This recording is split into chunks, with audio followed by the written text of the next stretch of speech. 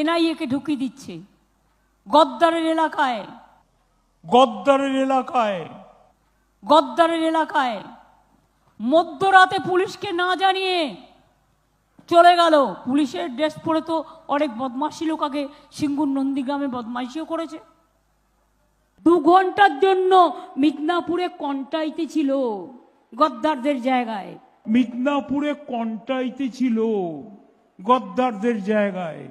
মিদনাপুরে কন্টাইতে ছিল গদ্দারদের জায়গায়। আমাদের পুলিশ 2 ঘন্টার মধ্যে অ্যারেস্ট করে দিয়েছে। বলছে মেদিনীপুরের গদ্দার। মেদিনীপুরে আপনারা সবাই গদ্দার।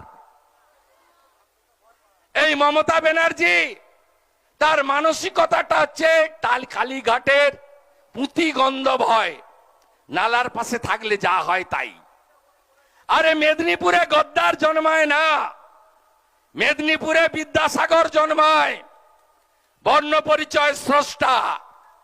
মেদিনীপুরে বিস্ময় বালক ক্ষুদিরাম বসু জন্মগ্রহণ করে, যিনি জীবন মৃত্যুকে পায়ের ভিত্ত করে হাসতে হাসতে কৈশোরে ব্রিটিশের দড়ি গলায় নিয়েছিলেন। মেদিনীপুরে মাতঙ্গিনী হাজরা জন্মগ্রহণ করে, যিনি 1942-এর 29 সেপ্টেম্বর হাতে শঙ্খ আর জাতীয় পতাকা নিয়ে তমলুকের বানপুকুরে দেহ রেখেছিলেন। মেদিনীপুর ওই জায়গা 47-এ স্বাধীনতা পায়নি, আমরা 42-এ স্বাধীনতা ঘোষণা করেছি। সতীশ বাবু, সুশীল বাবু, অজয় বাবু, বিরাজ বাবু, কুমার বাবু, এদের নেতৃত্বে আমাদের সরকারকে ব্রিটিশ ফেলতে পারেনি।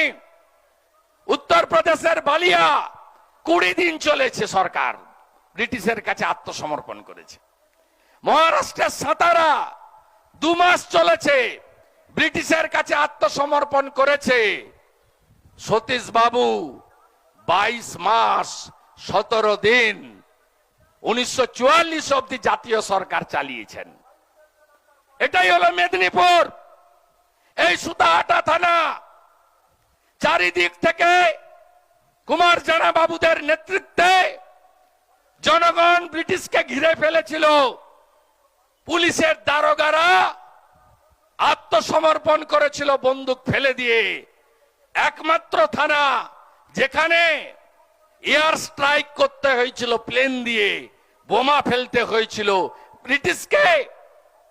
তাই মমতা ব্যানার্জি, আপনি দিদি থেকে দিদিমা হয়ে যেতেন যদি মেদিনীপুরের নন্দীগ্রাম না থাকতো।